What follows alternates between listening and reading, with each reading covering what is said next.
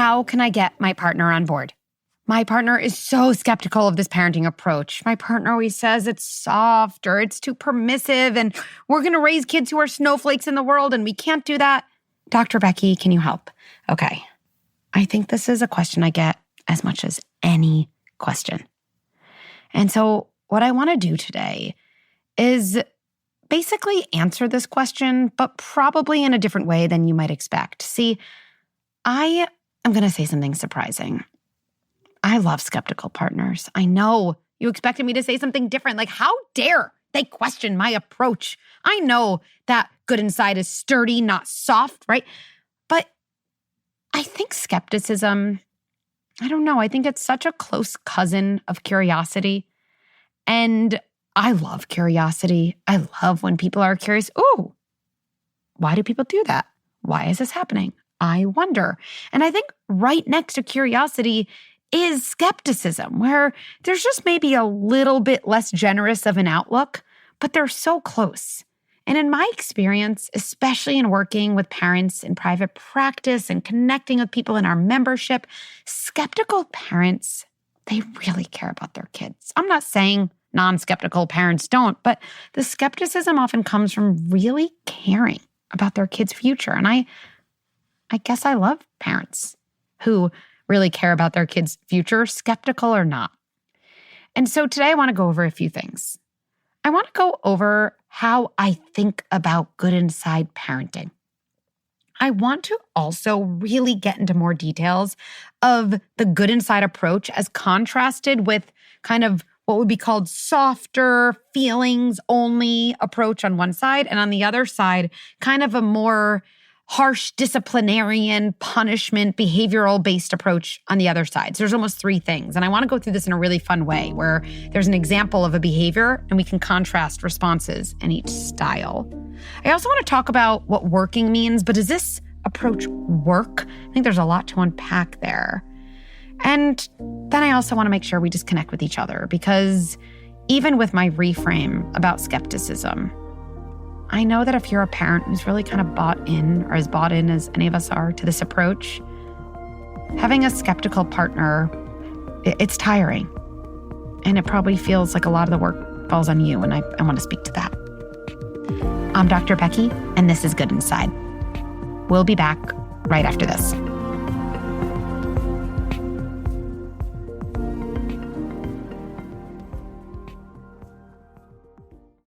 If your home is anything like mine, the season of germs is upon us. Every week, it seems like there's a new bug going around school.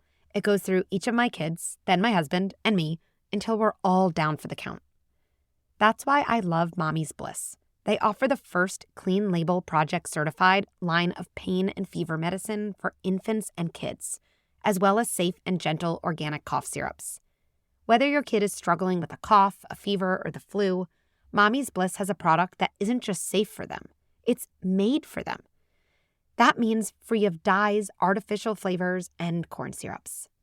Because when your kid isn't feeling well, you want something that's going to give you peace of mind and bring them relief so your family can get back to your daily routine. You can find Mommy's Bliss at major drugstores and retailers where you shop for your family's health.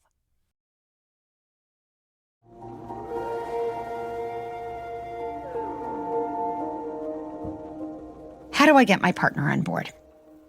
The first thing I want to share is there's a difference between believing the same things and speaking the same language. See, I only speak English, okay? But let's say I spoke Spanish and my husband spoke English. That would be really, really hard to communicate effectively. I'd be speaking in Spanish, he'd be speaking to me in English. Clearly, there would be words that would be said, but I don't think anyone would say that we're communicating. Okay, now let's say I learned English or he learned Spanish or both.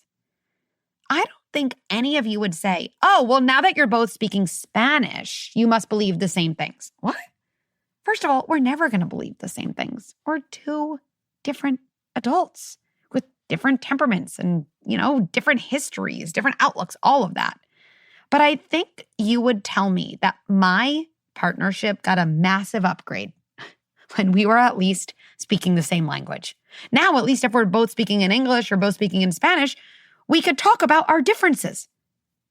This is how I want you to think about parenting. And this might surprise you because you might say, wait, Dr. Becky, I really believe in the good inside approach.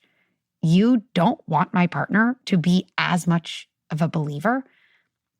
I guess I have a hard time saying yes or no to that question, but I guess I would just say that I would have a kind of priority above that. I would love you both to think about the same ideas together, to talk about the same concepts, to have frameworks you can both discuss to understand kids' behavior today, kids' development, and what we're really optimizing for down the road. That would be my wish for you. Now, within that way of communicating, if you don't have the same beliefs, I actually don't really think it's that much of a problem. Most kids I know, when I think about how their parents intervene, they intervene slightly differently. They really do, sometimes very differently. But what really, really helps a kid and what really, really helps a partnership or a co-parent relationship is being able to say, hey, let's talk through that together. Hey, what are the big picture things we both care about? Hey, where do we disagree? And as soon as that happens, that's going to make things feel so much better. And I hope that feels relieving. I personally believe that when kids have parents or other adults in their life who do things kind of differently, maybe when someone, quote, talks back, one parent can really stay calm and see the goodness underneath and talk through it live. Maybe another parent doesn't become totally reactive, but leads a little bit more with, you really can't talk to me that way. And then kind of connects and figures out the situation after. And maybe there's a little more fire there. But again, no one is deeply injured in the situation. Nobody's terrified. Those are different situations. I actually think your kid's going to benefit from that, especially if they have parents who can talk to each other about it after. Not to be on the exact same page, but where they speak the same language. There's a lot of practical implications of that difference. I would love, let's say, for you to watch a workshop with your partner, but I would tell you, and I've told so many of our members this, please don't tell your partner, please come to the workshop and you're going to see why Dr. Becky is right. And finally, it's going to make sense. I'm going to tell you, do not say that. I would actually tell you to say, I'd love us to watch this workshop together, but it might be for a surprising reason. If we watch it together, you and I can talk about it after. We will have heard the same things. And I would expect you to say, I don't love this part of it. I think Dr. Becky doesn't know what she's talking about in these moments. And I can say, oh, maybe I agree, or maybe I think about it differently. But we have this third thing. We have this common language. So we can actually discuss it together. That's how I would frame watching a workshop. I'd love to watch it together and you can tell me the parts of it that make sense to you and the parts you're iffy about. We are all much more likely to engage in something if someone frames the situation in that way. And that is where your partner's skepticism, where it's not exactly about getting them on board. It's getting them to look at the same things, getting them to have a conversation, being on the same team where people see things differently, but can actually talk to each other. Okay, so with that reframe, I want to do a kind of fun exercise, okay? And maybe you're now understanding my definition of fun, but I do find this fun because I'm someone who always learns through specific examples. Someone, once said, I'm so grateful that you take really deep ideas and translate it into very concrete scripts. I think the only reason I do that is because I need things to be very, very concrete and specific to understand them in any area of my life. So what I want to do is I want to take a situation where a kid is saying, I hate you. Let's take that situation. I hate you. And I want to go over 3 sets of reactions. Number 1 is probably the traditional way a lot of us were raised. A kid has a bad behavior and you kind of react just to the behavior. And so there's punishment, there's consequences in that. That's situation 1. Situation 2 is, I would say, is the overcorrection to the other side. That is soft and permissive. You care kind of so much about your kid's feelings that there's almost no boundary. And in those situations, I feel like there's almost no adult I mean, frankly, I kind of feel like there's no adult in the first situation too, because we just get desperate and reactive, but that's another story. And what's the third? The third I would say is the sturdy, good inside approach. It is not soft. It is not permissive, but you're right. It is also not reactive and full of punishment. So let's just go through this. It'll become more clear. You tell your kid that they can't have a sleepover. And maybe you're thinking my kid's younger. Okay, so maybe it's that they can't have ice cream for breakfast. Maybe they're older and you say they can't go out to a certain party. Whatever it is, you tell your kid, you can't do something now that you want to do. Okay, that's the situation. And your kid reacts like this. What? I hate you. You're the worst parent ever. I hate you. Did you hear me? I hate you. Okay. Parent response one. Kind of, I would say, punishment first. I see the behavior and I respond only to the behavior.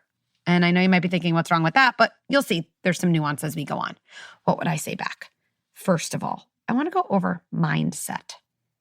Because the mindset we're in determines the intervention we use. It's not so much punishment interventions that I always like to talk about. It's a punishment mindset, because that's a more pervasive thing. In a mindset like this, a kid says all these nasty things to you. I agree. They're kind of nasty and no one likes to hear them. And our mindset becomes, what is wrong with my kid? What is wrong with my kid? I would have never said that to my parent. My kid is disrespectful. My kid does not respect my authority. And as a result of this mindset, we get heated. We get very, very heated. And we feel this urgency, like everything about our parenting is coming up in this one moment. And we think, which I get, my kid cannot engage in this behavior anymore. We might even fast forward and say, oh my goodness, if my kid ever responded that way to their boss saying, no, they're going to get fired. I have to protect my kid from that outcome. And then we do something like this. You can't talk to me that way. I would have never said that to my parent. That's it. And then we say something like, go to your room. No dessert for a week. We kind of say something, I think, that almost tries to make our kid feel as bad as we feel in that moment. And I think in that mindset, the bad behavior colors our version of the kid. We kind of think our kid's a bad kid. And so we send them away. Now, what's the impact of this intervention? I want to be honest, okay? And this is something I should probably say more often because I think it's really true. What's the impact? Well, what's the impact to you as a parent in that moment? Actually, I bet it feels relieving. I really do. I'm going to say it. That doesn't mean it's okay. But here's the thing. When our kids have, quote, bad behavior, whatever it is, it's really hard for us as a parent. We have all these really uncomfortable emotions. We worry we're a bad parent. We worry we have a bad kid. I mean, in a very basic level, we're like, this is just massively inconvenient and I'm very, very frustrated. No part of me drew up dealing with this situation in my ideal Tuesday night, right? And so we're in distress. We're uncomfortable. And in the moment that you say to your kid, get out of this room, go to your room, no dessert, that's it. I'm taking your phone, I'm taking your iPad, whatever we take. I always visualize this, like all of our own frustration and distress, we just get to vomit it onto our kid. We do. And in the moment, I'm not saying after, in the moment, it feels cathartic. We just get to release all of our uncomfortable feelings. We take no responsibility for having to manage those feelings as an adult. We just get to expel them.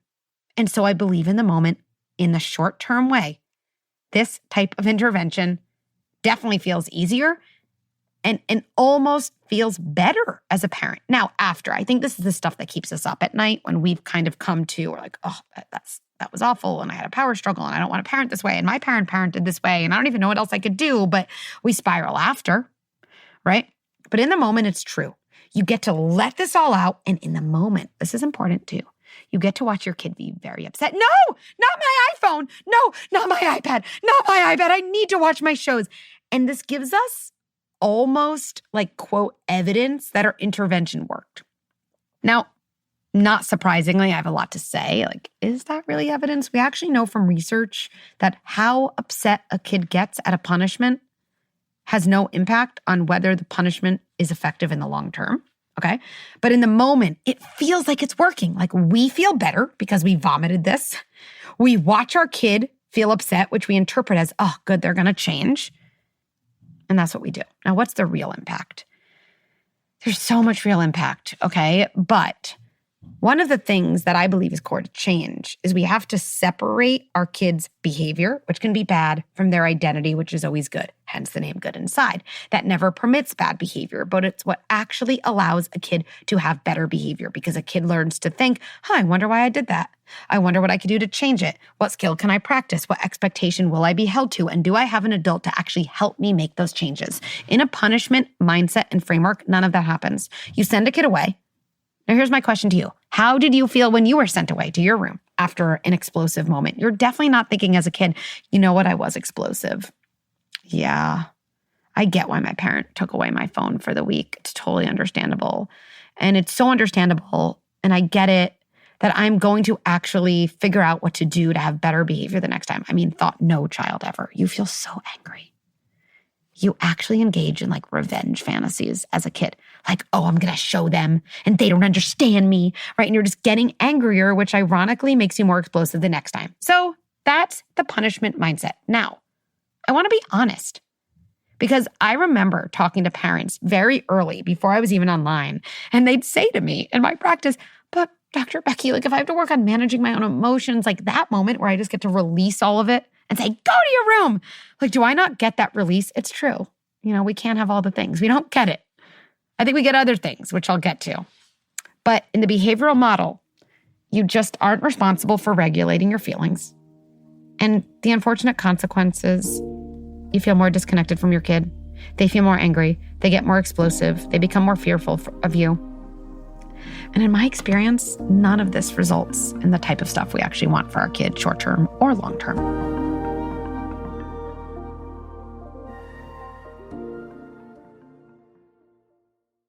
Let's be honest.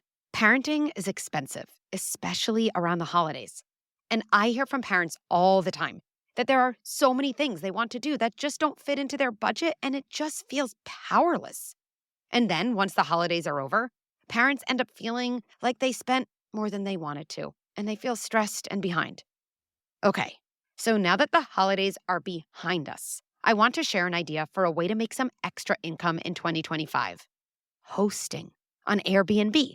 See, being an Airbnb host means you are providing another family with an amazing experience, because I know you've created your home with a family in mind. And it's a great way to earn some extra money for all the different things you want to do this year. Your home might be worth more than you think. Find out how much at airbnb.com/host. Let's be honest. Parenting is expensive, especially around the holidays. And I hear from parents all the time that there are so many things they want to do that just don't fit into the budget.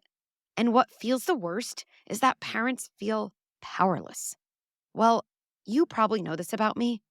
I am one for thinking about empowered solutions. What is something creative we can do instead of spending all our time thinking about the things we can't do? Here's something I learned about that I want to share with you, because I feel like it really fits into that, ooh, that's a creative idea I hadn't thought about. That is an area where I can feel more empowered. Hosting on Airbnb. Now, let me explain. What that means is you get to provide another family with an amazing experience. And knowing that you've had that impact on someone else's trip or vacation, that actually feels amazing. And then for you, it's an amazing way to earn extra money for all of the different things you might want to do this year. Your home might be worth more than you think. Find out how much at airbnb.com/host. Hey, Good Inside listeners. I wanted to make sure you knew about a live event I'm hosting within Good Inside membership on how to play with your kids on February 12th. Okay, if you're thinking, what? How to play? Look, something I always aim to do at Good Inside is de-shame the feelings that so many of us have and hide. I hear from parents all the time, oh, Dr. Becky, I don't like playing, or I feel so awkward, or I literally don't know what to do. Those feelings make sense, and I'm here to help and break it all down and make it simple. Good Inside members, you can RSVP for this event today. And if you're not a member yet, learn all that Good Inside membership has to offer goodinside.com.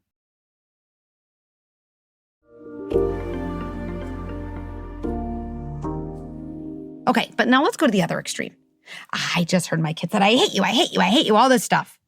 And here is what I think we fear, or at least some people, and I've been seeing it online, they mock. Now, I don't know if anyone actually does this, but let's just say it because it's out there.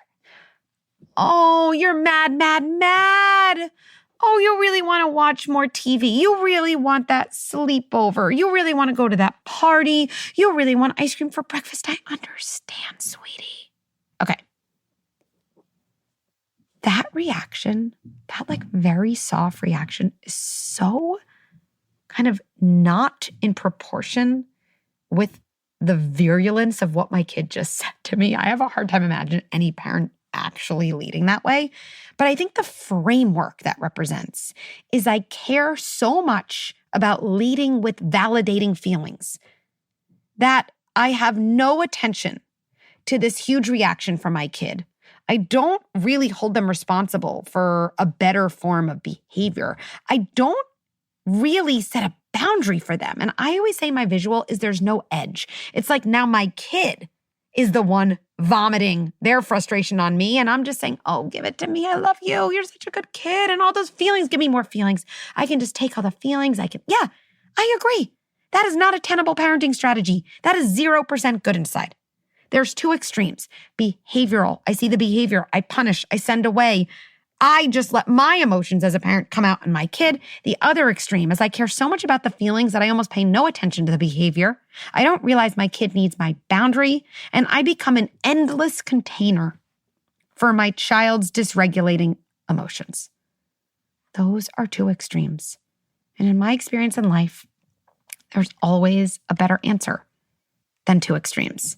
And this is where I see good inside and what we call sturdy parenting. Framework for sturdy parenting. And get ready for this because it's revolutionary. I have a good kid. Wait, did you hear their bad behavior, Dr. Becky? Did you not hear? They were just screaming, I hate you. And I would say to that parent, oh, I heard. That's some nasty words. Got to work on that. Still, conviction. I have a good kid. They are good inside. Now, this is where we do all types of things. Oh, so then it's just okay that they yell. No, what? Why do we say that? That would be like, I don't know, watching me drop my phone and break it. And then hear me say, I wonder why I broke my phone. I wonder why that happened. I was trying to be careful. And you say to me, oh, so it's just okay. Oh, so you have compassion. You're trying to understand why you broke your phone. So it's just okay you broke your phone. It's like so weird. I don't have to chastise myself and say, I'm such an idiot. I'm such an idiot for dropping my phone. I'm the worst. I'm going to punish myself for a week for breaking my phone. The irony is, how is any of that going to help me figure out not to drop my phone the next time?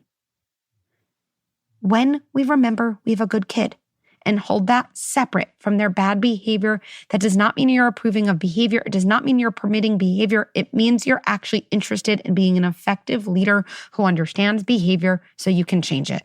That is the mindset. Then what would I do? Two major jobs at Good Inside. We have two jobs as a parent. Every time we set boundaries to keep our kids safe and set limits and have an edge, and we connect to the good kid underneath by seeing feelings and validating those. What would that sound like? Whoa, those are some intense words. That's a lot of I hate yous coming my way. You're a good kid. We're going to figure this out together, and I know you can talk to me in a different way. You can hear in my voice, there's nothing soft about it. It's the way a pilot or a coach or a good CEO would assert their leadership. The best CEOs in the world and the best sports coaches don't assert their leadership by losing it on people.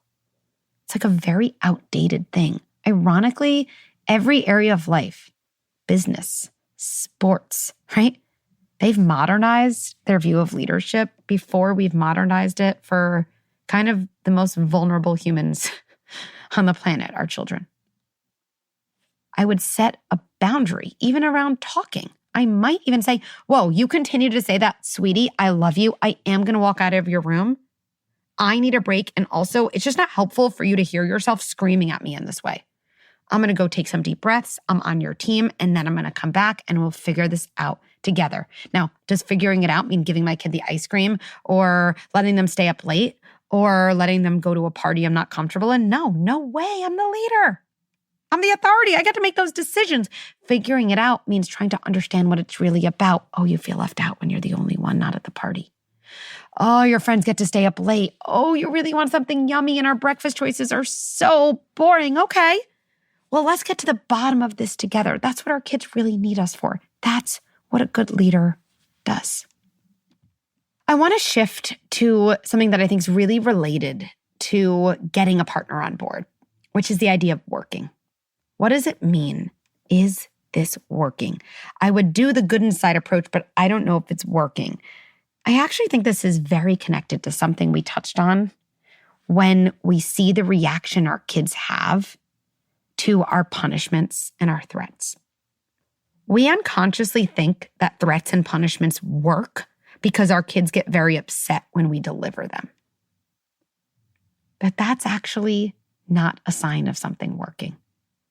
That's a sign of their reaction. But again, we know, research has even established, you don't even need me to say it, that isn't what connects to long-term change. I want to share my sense of what it means to be working. Because when I think about kids' behavior changing, I think about this visual. Picture a line that represents what you can see at the surface. Above the line is what's visible to you. Oh, my kid now stays calm when I say no. Oh, when my kid is upset, they don't say, I hate you anymore. They just say, hey, I'm feeling frustrated. Oh, wouldn't that be amazing? That's above the line. And then there's everything below the line where a lot is happening, but it's not visible to us. It's kind of like how swimming works. There's a day when you're watching your kid in the pool and you're thinking, oh my goodness, they're really capable of swimming independently. But there's months, sometimes years, where your kid is learning how to swim. And they don't know how to swim independently, but a lot's happening below the visible surface. They're learning skills. They're trying to put things together. And if in those moments you say, you know what, no more swimming. They didn't learn how to swim. That's it. 3 months in. Nope. I think like a wise friend or our wise mind in that moment would say, whoa, just because you don't see change yet in the pool doesn't mean your kid isn't learning, and it doesn't mean their lessons aren't working. I think when you're evaluating that, you'd say, well, let me watch the lessons. Do I believe in what they're teaching? Do I believe in the process? And if you believe in it, you tolerate the period where you're working on skills and they have not yet converted into observable behavioral change. To me, that's how our kids' development is. Like my kid is in a hitting stage or a rudeness phase or a difficult sleep stage. I think it's so easy to go to, well, it's not working. Versus I would ask you to think about, what skills does my kid need to learn? Do I believe in the method we're using to teach them those actual skills? Are they given opportunities to practice those skills? Does that whole system feel right? What small signs can I see that we're actually on the right path? That, to me, those are kind of the set of questions to ask ourselves when we think about whether a parenting approach or anything long-term in our life is working.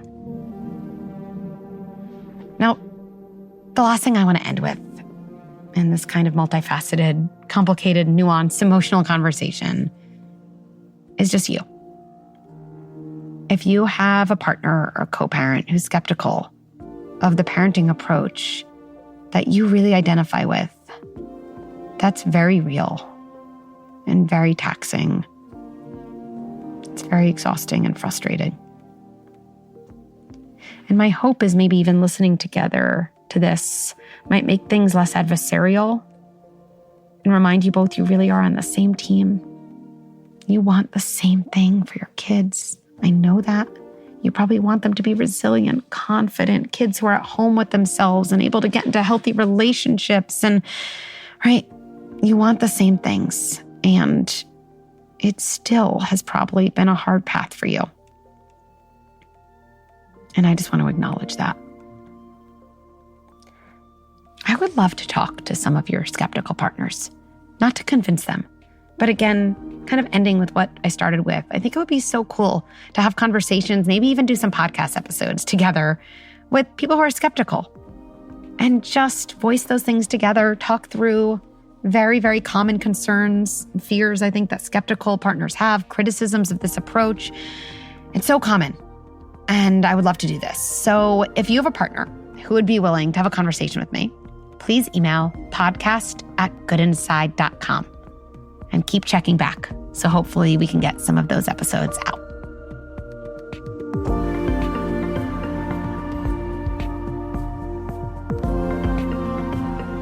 Thank you for listening. To share a story or ask me a question, go to goodinside.com/podcast. Or you could write me at podcast@goodinside.com. Parenting is the hardest and most important job in the world. And you deserve resources and support so you feel empowered and confident for this very important job you hold. I'm so excited to share Good Inside membership. It's the first platform that brings together content and experts you trust with a global community of like-valued parents. It's game-changing and built for a busy parent who wants to make the most out of the few minutes they have. And one last thing before I let you go.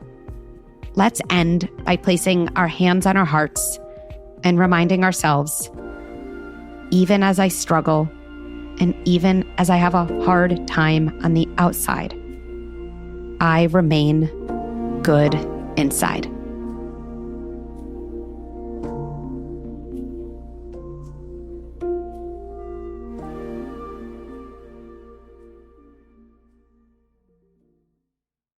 Today's episode is in partnership with Airbnb and Mommy's Bliss.